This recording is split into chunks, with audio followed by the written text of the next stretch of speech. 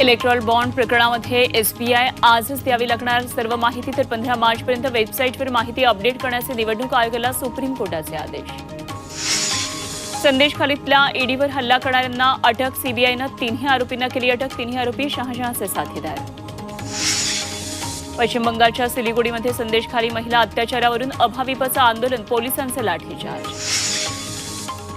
पंतप्रधान आज अहमदाबादमध्ये 85,000 कोटींच्या विकास कामांचा शुभारंभ आणि भूमिपूजन.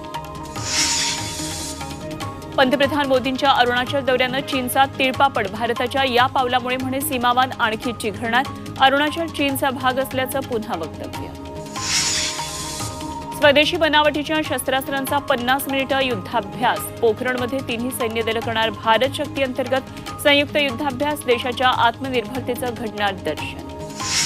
पोखरणमध्ये भारत शक्ती युद्धाभ्यासाला पंतप्रधान नरेंद्र मोदी लावणार हजेरी. तिन्ही दलाची ताकद दिसणार जगाला. भाजपा आज उमेदवारांची दुसरी यादी जाहीर करण्याची शक्यता. भाजप केंद्रीय निवड समितीची काल 3 तास बैठक. भाजपच्या बैठकीमध्ये महाराष्ट्र, आंध्र प्रदेश, गुजरात, बिहार, मध्य प्रदेश, तेलंगणा, कर्नाटक, हिमाचल प्रदेश आणि हरियाणाबाबत चर्चा. 99 उमेदवारांची यादी आज जाहीर होण्याची शक्यता. लोकसभा निवडणूक न लढवण्याची भाजपच्या अनेक खासदारांची इच्छा तर भाजपच्या बैठकीत महाराष्ट्र, बिहार आणि हरियाणामधल्या जागा वाटपावर चर्चा. काँग्रेस दुसरी यादी जारी करण्याची शक्यता. काँग्रेस मुख्यालयामध्ये झाली बैठकीमध्ये काथ्याकूट. मुस्लिम धर्मियांच्या पवित्र रमजान महिन्याला सुरुवात. मोदींनी ट्विट करून दिल्या शुभेच्छा. इस्रायलचे पंतप्रधान नेतन्याहू यांनी घेतली राष्ट्रीय सुरक्षा सल्लागार अजित डोभाल यांची भेट.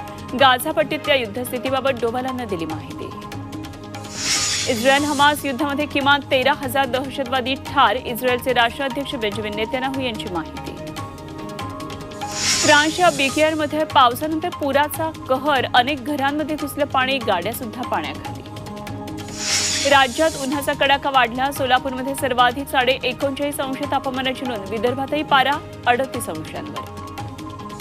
मध्य प्रदेशातल्या भोज शाळेचेही आता एएसआयकडून सर्वेक्षण. ती जागा सरस्वती मंदिराची असल्याचा हिंदू संघटनांचा दावा.